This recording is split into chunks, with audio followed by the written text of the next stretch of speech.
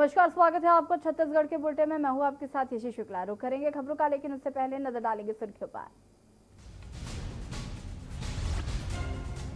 छत्तीसगढ़ के छात्रों को नहीं होगी दिक्कत, परीक्षाओं के प्रवेश पत्र को ही माना जाएगा पास। मुख्यमंत्री भूपेश बघेल ने जारी किए निर्देश। राज्य मंत्रिमंडल की वर्चुअल बैठक में बड़ा फैसला। ओबीसी को 27 और गरीब सवर्णों को 10% आरक्षण देने राशन कार्ड होगा आधार।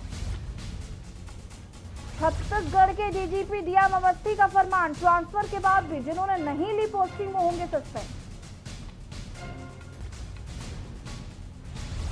बलौदाबाजार में बच्ची का शव झाड़ियों में मिला। नदी में नहाने को गई थी महिला, पुलिस मामला दर्ज कर जांच में गई। छत्तीसगढ़ में बेकाबू होता कोरोना, 1949 नए मरीज मिले। प्रदेश में आंकड़ा 86,000 के पार। आधी रात तक चली संसद, लोकसभा में 4 विधेयकों पर लगी मुहर। विपक्ष के हंगामे के बीच किसान बिल राज्यसभा से पास। आप देख रहे हैं के न्यूज, खबरों का सारथी। और रायपुर से आपको बड़ी खबर बता देते हैं। सीएम भूपेश बघेल हवाई सेवा का करेंगे शुभारंभ। जगदलपुर, हैदराबाद, रायपुर हवाई सेवा का करेंगे सीएम भूपेश बघेल शुभारंभ। हवाई सेवा से लोगों को राहत मिलेगी। दोपहर 12 बजे भूपेश बघेल करेंगे शुभारंभ।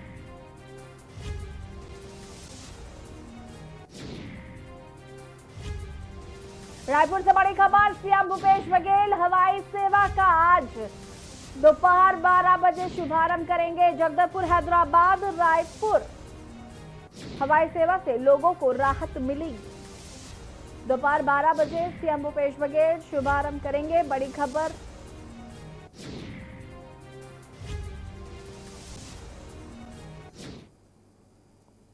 हाईकोर्ट के छत्तीसगढ़ में 27% ओबीसी और 10% सवर्ण आरक्षण पर रोक लगाने के बाद अब भूपेश सरकार ने आरक्षण लागू करने के लिए नए सिरे से तैयारी शुरू कर दी है। ओबीसी और सवर्णों की वास्तविक जनसंख्या के आधार पर आरक्षण देने के लिए राशन कार्ड को आधार बनाया जाएगा।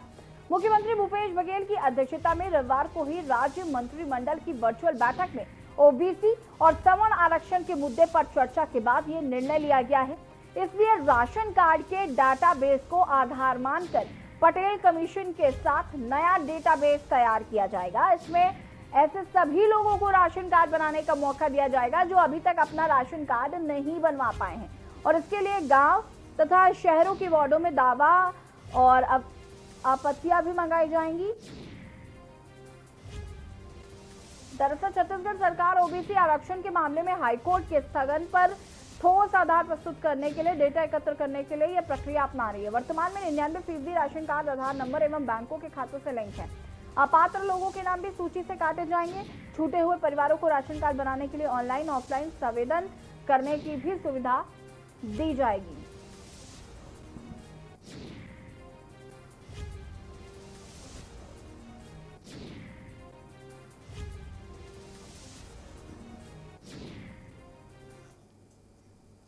बलरामपुर जिले के विकास खंड रामचंद्रपुर अंतर्गत ग्राम त्रिकुंडा थाने में 102 धारा के तहत जब्त कर लिया गया वाहन में 22 बोरी चावल, 1 बोरी सरसों, 1 बोरी धान और 1 बोरी गेहूं लदा हुआ था, जिसको चालाकी के साथ बाहर ले जाकर बेचने की फिराक में थे। ग्रामीणों को इसकी भनक लगी तो ग्रामीणों ने इसका पीछा किया, लेकिन फिर भी चालक गाड़ी के साथ भागने लगा। ग्रामीणों ने भी वाहन का पीछा करते हुए वहां पहुंचा तो देखा कि जंगल में नाले के किनारे पिकअप वाहन खड़ा है और चालक वाहन छोड़कर फरार हो चुका है। तभी ग्रामीणों ने इसकी सूचना त्रिकुंडा थाने में दी।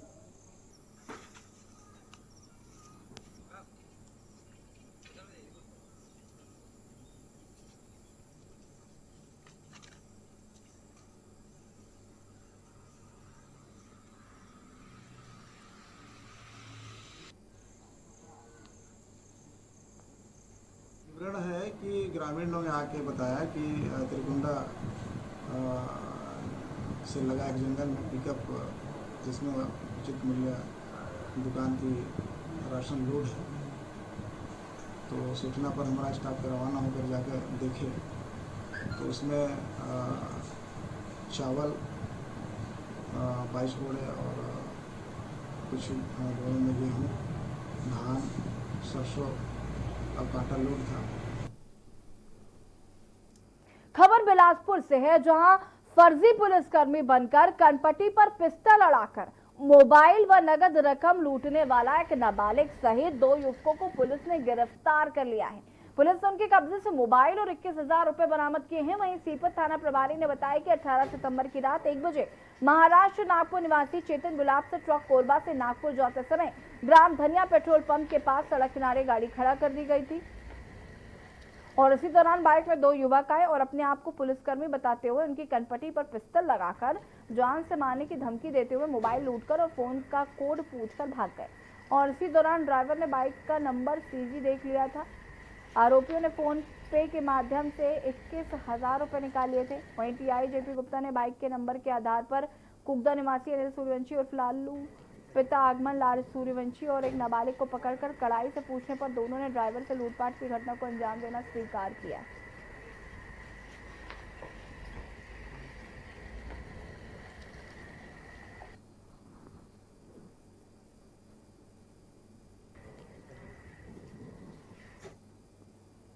नियम का पालन नहीं करने वाले व्यक्ति के विरुद्ध कवर्धा पुलिस ने चालानी कार्रवाई की है। कबीरधाम जिले में लगातार कोरोना पॉजिटिव के आंकड़े बढ़ते देख जिला प्रशासन द्वारा कवर्धा नगर सहित कई क्षेत्रों को क्वारंटाइन क्षेत्र में डाला गया है। वहीं कोरोना वायरस के संक्रमण की रोकथाम हेतु लगातार जिला प्रशासन के द्वारा अपील करने के बावजूद काफी सेंटर में लोगों द्वारा नियम की धज्जियां उड़ाने की लगातार शिकायतें मिलने पर कवर्धा पुलिस के द्वारा काफी सेंटर के संचालनकर्ता सहित लोगों के विरुद्ध की चालानी कार्रवाई की।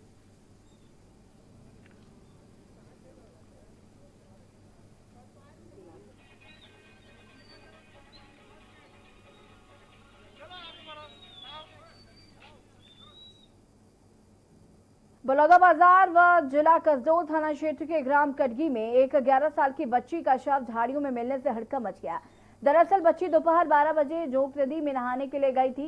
देर रात ना लौटने पर मृतका के परिजनों ने खोज शुरू की, लेकिन बच्ची नहीं मिली। सुबह 5 बजे बच्ची का शव झाड़ियों में मिला। बता दें कि बच्ची के सिर पर चोट लगी थी और मुंह से खून निकल रहा था, जिसके बाद ग्रामीणों ने इसकी सूचना पुलिस को दी। पुलिस ने शव को पोस्टमार्टम के लिए भेजा। अज्ञात हत्यारों के खिलाफ आईपीसी की धारा 302 का मामला दर्ज कर आगे की कार्रवाई शुरू कर दी।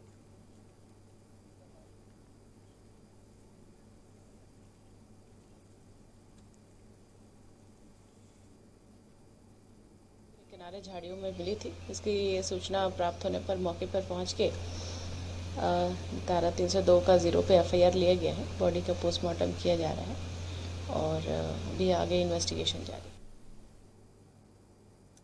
रायगढ़ नगर निगम आयुक्त आशुतोष पांडे रविवार लॉकडाउन पर निरीक्षण करने निगम अमला के साथ साइकिल पर निकले और लोगों को सफाई हेतु अपील के साथ समझाइश भी देते रहे। साथ ही अवैध निर्माण कार्यों पर भी कार्रवाई की। मालूम हो कि रायगढ़ के एक्टिव कमिश्नर आशुतोष पांडे कल सुबह सवेरे साइकिल में शहर का भ्रमण करने निगम की टीम के साथ निकले।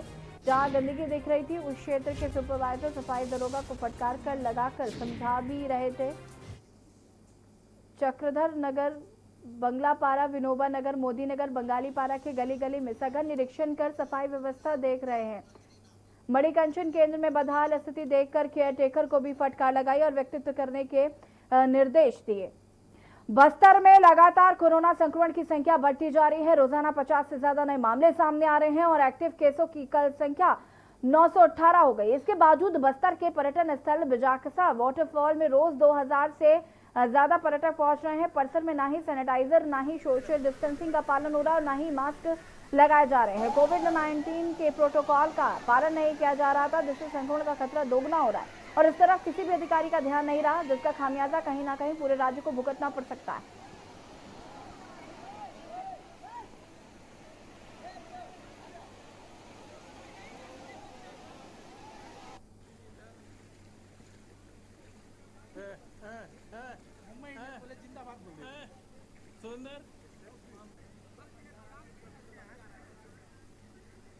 वर्तमान में क्योंकि लॉकडाउन कहीं पर भी नहीं लगा हुआ है, तो किसी प्रकार की प्रतिबंध किसी भी पंचायत में या किसी भी नगरीय निकाय में जाने में नहीं थे।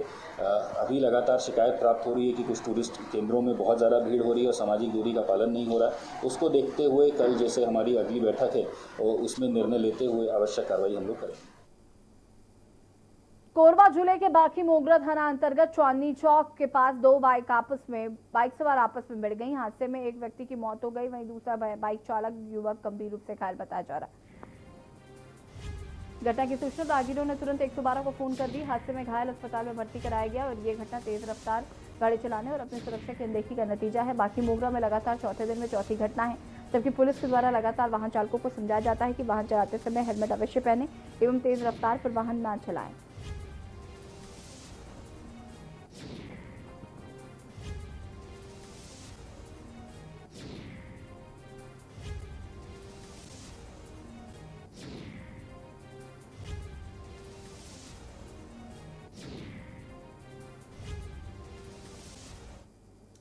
देश में बढ़ते कोरोना संक्रमण को देखते हुए कलेक्टर रणवीर शर्मा ने जिले के पत्रकार एवं जनप्रतिनिधियों के साथ बैठक की। बैठक में कलेक्टर एसपी ने समस्त पत्रकार, व्यापारी व जनप्रतिनिधियों से बढ़ते संक्रमण के प्रसार को रोकने के लिए उनके सुझाव जाने और लॉकडाउन करने की स्थिति निर्मित हो तो उसे प्रभावी बनाने व जनहित को ध्यान में रखते हुए छूट संबंध में भी सुझाव आमंत्रित किए गए। बैठक में प्राप्त सुझाव पर विचार करते हुए तत्काल निर्णय लेते हुए कलेक्टर रणवीर शर्मा के द्वारा 22 सितंबर की रात्रि 9 बजे से 1 अक्टूबर 2020 की रात्रि 9 बजे तक सूरजपुर जिले के संपूर्ण क्षेत्र को कंटेनमेंट जोन घोषित करने का आदेश जारी कर दिया गया।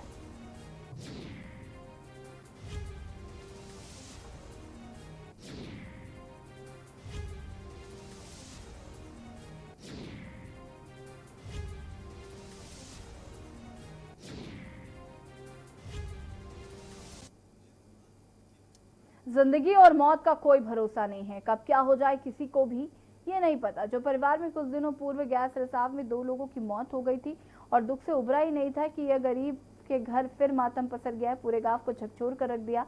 दरअसल सीपत थाना क्षेत्र के खवरिया निवासी युवक अपने घर पर अकेले टीवी की डिश केबल कनेक्शन के तार में नेटवर्क नहीं मिलने पर आंगन में केबल तार को अपने हाथों में लेकर काम करना जैसे ही शुरू किया, नरेश आनंद को बिजली का करंट ने अपने आप गोश में ले लिया, जिससे उसकी मृत्यु हो गई।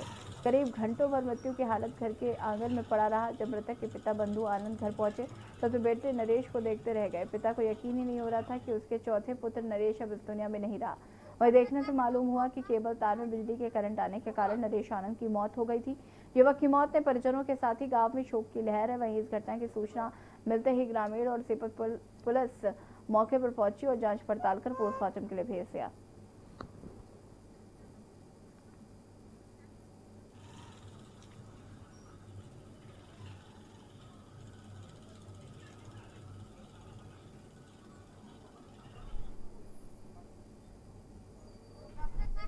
अरे वो सोया था, वो बना रहा था तो हम उधर से साइकिल लेकर आया तो देखा, हम खड़ा करके देखा, इसको लौटाते पोटाते देखा, कुछ नहीं बोला।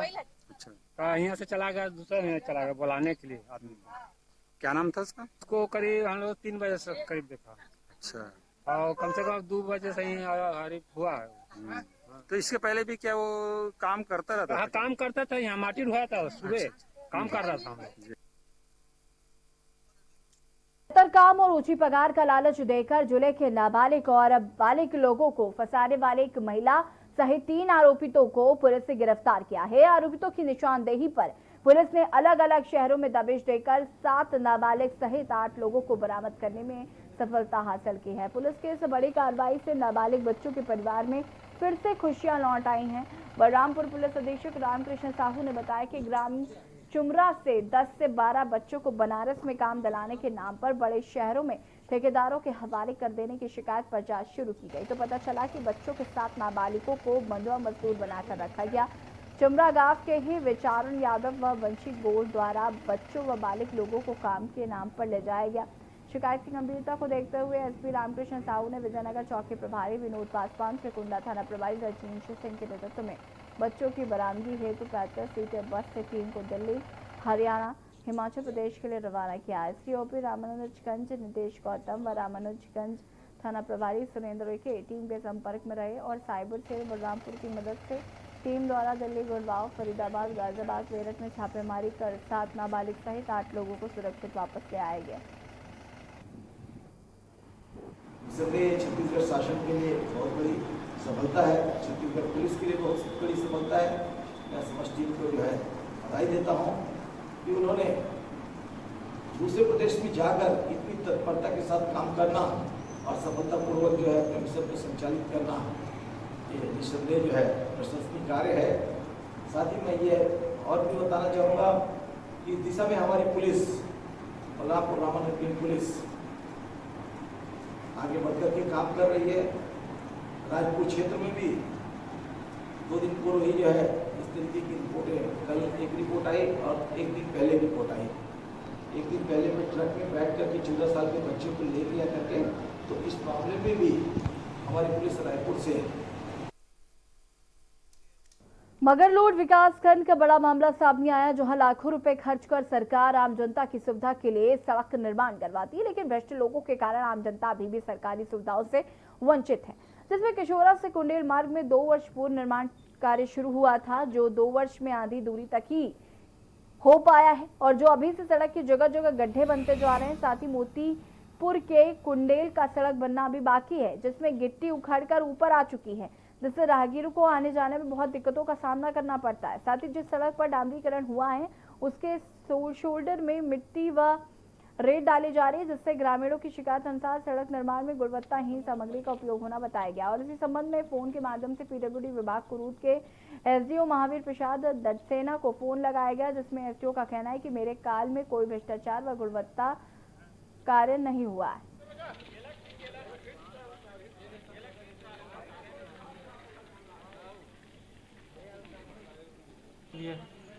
तो अभी यहाँ पे जो डैमेज हो जाते रोड में, बारे में आप कुछ बोलना चाहते हो क्या? डैमेज तो हो गए ही ना, मिट्टी के ऊपर डामर बिछा और उधर आधा दूर से छोड़ दिया है। कहाँ से? डामर स्कूल के पास है। कहाँ, कौन गांव से? ये हमारे गांव स्कूल के पास तक हुआ है डामरीकरण, और इधर गली का छोड़ दिया। अच्छा। और यहाँ पर वक्त हो गया छोटे से ब्रेक का, जो और हाजिर होंगे।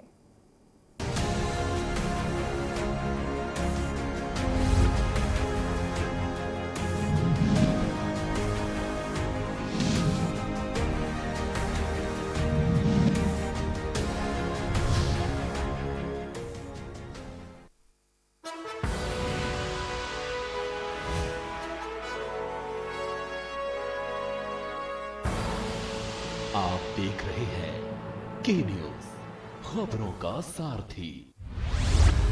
केबल ऑपरेटर्स जो पहुंचाते हैं आप तक हमारी हर बात, सजगता और समझदारी जिनकी है पहचान, जो है कोरोना योद्धा, जो है जिम्मेदार। इन कोरोना योद्धाओं को के न्यूज का सलाम।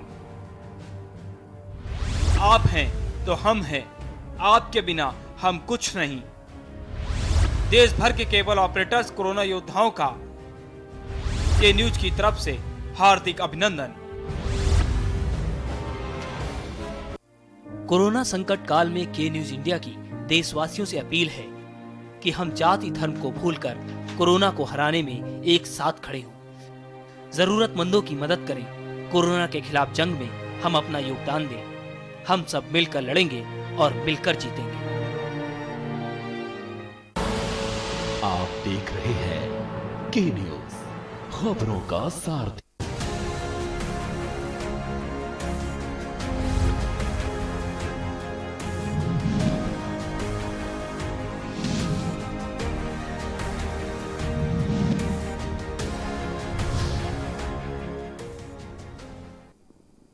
ब्रेक के बाद एक बार फिर से आप सभी का स्वागत है।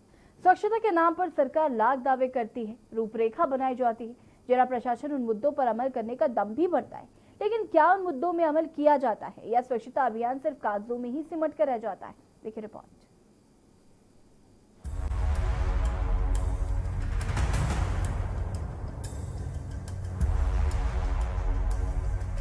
2 अक्टूबर 2014 को देश भर में एक राष्ट्रीय आंदोलन के रूप में स्वच्छ भारत मिशन की शुरुआत हुई, जिसके बाद स्वच्छता को लेकर कई योजनाएं बनी। शासन प्रशासन ने खूब सुर्खियां भी बटोरी, लेकिन 6 साल बाद भी स्वच्छ भारत मिशन की जमीनी हकीकत धमतरी में जैसी की वैसी ही नजर आ रही है। मामला धमतरी जिले की कुरूद नगर पंचायत क्षेत्र से सामने आया है, जहां ग्राम पंचायत कान्हारपुरी रोड के किनारे कुरूद नगर का कचरा डंप किया जा रहा है, जहां से असहनीय बदबू उठ रही है। इस रोड से गुजरने वाले राहगीर बदबू से परेशान हो रहे हैं। कुरूद नगर में स्वच्छ मिशन के तहत घर घर कचरा कलेक्शन किया जाता है। नगर से प्रतिदिन लगभग 2 टन कचरा निकलता है। कान्हारपुरी रोड स्थित नगर की खाली घास भूमि पर कचरा डाल दिया जाता है। ऐसे में सवाल तो बनता है कि क्या सिर्फ नगर को ही स्वच्छ रखा जाना है? नगर पंचायत कुरूद द्वारा नगर से कचरा उठाकर ग्रामीण क्षेत्रों को गंदा किया जा रहा है। अभी ये नगर पंचायत वाले लोग बहुत मनमानी कर रहे हैं। यहाँ देखो पूरा कचरा फैला हुआ है और हमारे आने जाने वाले पूरे इधर भूसरेंगा, चुरभट्टी, बगदई, पूरे हमारे गांव वाले लोग को बहुत परेशानी हो रहा है भैया। नगर पंचायत वाले लोग बिल्कुल भी ध्यान नहीं दे रहे कि वो लोग अपने नगर कुरूद को साफ सफाई देख रहे हैं, लेकिन इधर जो गांव वाले हैं ना उनका साफ सफाई नहीं देख रहे हैं। क्या हो रहा है गांव में, उस कचरे को हम लोग फेंक रहे हैं रोड में, उससे क्या परेशानी हो रहा है गांव वाले को ये नहीं देख रहा। रोड किनारे डंप कचरे में पॉलीथीन, प्लास्टिक जैसे चीजें शामिल हैं, जिसे रोड में घूम रहे मवेशी अपना चारा बना रहे हैं। कान्हारपुरी रोड पर जमा कचरा मानव जाति के साथ साथ मवेशियों के लिए भी जानलेवा साबित हो रहा है। बच्चे जिसे देश का भविष्य कहा जाता है, वे अपना भविष्य आज कचरे के ढेर में ढूंढ रहे हैं। क्या बच्चों के इस भविष्य की जवाबदेही नगर पंचायत कुरूद तय कर रही है? क्या है, नगर पंचायत वाले यहाँ कचरा ला के डंप करते हैं, उसे डंप कर रहे हैं, वो थोड़ा सा दूरी बना के उसको आगे ले जाके डाले। रोड किनारे डाला है, इस कारण उधर आने जाने वाले काफी परेशानी होता है, बदबू का सामना करना पड़ता है, किसी प्रकार का संक्रमित होने का चांसेस है, क्योंकि वह कचरे में कई प्रकार के वेस्टेज चीज रहते हैं, तो उससे स्वास्थ्य में भी फर्क पड़ेगा। वहीं इस पूरे मामले में नगर पंचायत कुरूद के सीएमओ का जवाब तो कुछ खास नहीं रहा, लेकिन डंप कचरे को हटवाने की बात कही गई है। नहीं, मेरी संज्ञान में आई है बात जो है, और इसको मतलब किनारे की करवाया जा रहा है जेसीबी से, जिससे किसी को आवागमन में असुविधा न हो। देखना ये होगा कि नगर पंचायत कुरूद स्वच्छता को लेकर कितना गंभीर है। धमतरी से के न्यूज के लिए कुंदन साहू की रिपोर्ट।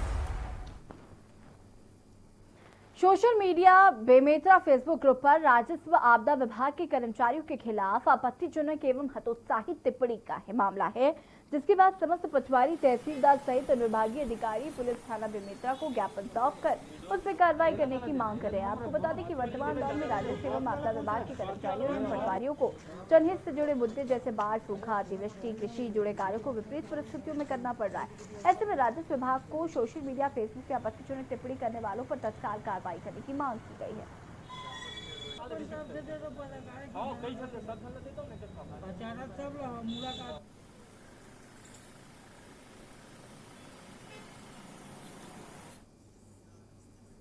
हमारा छत्तीसगढ़ के बुलेटिन में फिलहाल इतना ही। देखते रहिए के न्यूज़ इंडिया। नमस्कार।